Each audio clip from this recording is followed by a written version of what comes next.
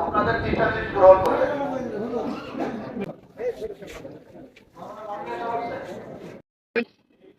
ইমামরা খুব ভালো ভূমিকা রাখে, কিন্তু তাদের বেতন দেওয়ার ক্ষেত্রে, তাদেরকে সুবিধা দেওয়ার ক্ষেত্রে আমরা খুবই কার্পণ্য করি।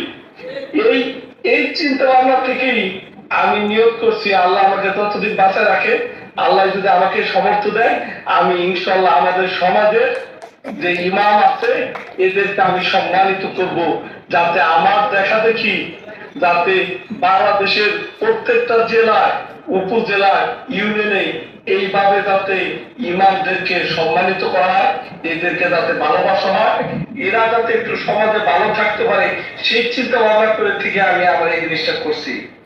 হয়তো আমি জানি না উদ্যোগটা খুবই ছোট হইতে পারে, কিন্তু আমার ইচ্ছা, আপনাদের প্রতি ভালোবাসা, আপনাদের প্রতি মায়া মমতা, এটা আমার জীবনে খুব প্রখর পাবো। আমি খুব কোমল হৃদয়ের মানুষ, আমি মানে খুব আবেগ আপ্লুত হয়ে যায় যখন কতগুলো বসি।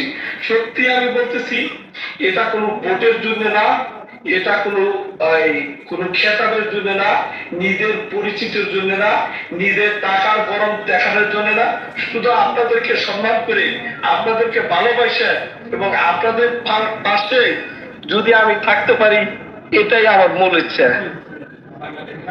আমি আমার কথা বলতে কষ্ট হইতেছে, আপনারা আমার জন্য দোয়া করবেন, আমার পরিবারের জন্য দোয়া করবেন, আমার বৃদ্ধ বাবা আব্দুল রহিম ব্যাপারী এবং আমার মা, এরা দুজনের বয়স হয়ে গেছে, এরা অসুস্থ, এদের জন্য দোয়া করবেন, যাতে আমাদের 3 ভাই আছি, আমরা যাতে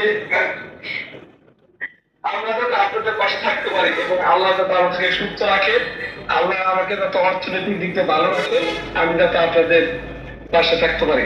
আপনারা আমার জন্য, আমার পরিবারের জন্য খাস করে দোয়া করবেন এবং আমার দেখা দেখি আমি চাই এই কাজগুলো যাতে বাংলাদেশের আনাচে কানাচে ছড়িয়ে পড়ুক। অনেকে বলে, যেমন গতকাল বলছে যে আপনারা তো হুজুরদের দেন, হুজুরা তো বেশিরভাগ থাকে ওই বিভিন্ন স্থানীয় কেউ না, তা আপনারা কেন এটা দেন?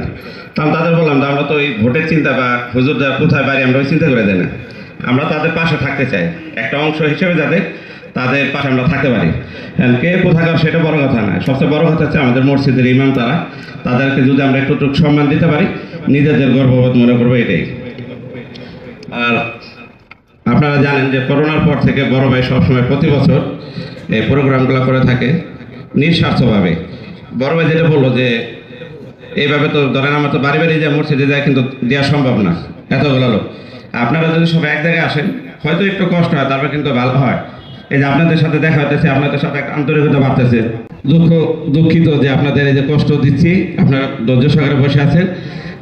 আপনারা সবাই আমার বড় ভাই আলমগীর কবির জন্য দোয়া করবেন, এবং আমাদের যারা মুরব্বী আছে তাদের জন্য দোয়া করবেন। আর আমার এখানে যারা আছে মঞ্চে অনেক লোক আছেন, সবাই আমার আত্মীয় স্বজন, আমার চাচা, ভাই, মুরব্বী, সবার জন্য দোয়া করবেন। আল্লাহ যেন সবাইকে সুস্থ রাখে, ভালো রাখে, এবং আমরা সবাই সবার জন্য দোয়া করবো যেন সবাই আলহামদুলিল্লাহ ভালো থাকে, সুস্থ থাকে।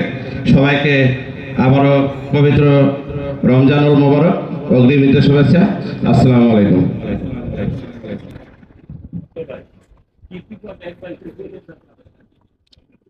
আমাদের চর ঝাউকান্দা থেকে যারা আসছেন, আমাদের যে কয়টা নাম আসছে, সবাইকে এখানে উপস্থিত আছেন?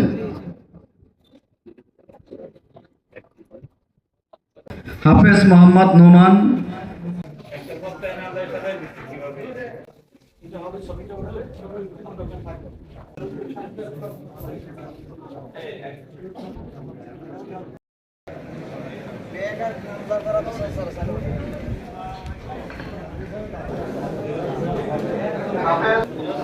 হ্যাঁ কি হয়েছে?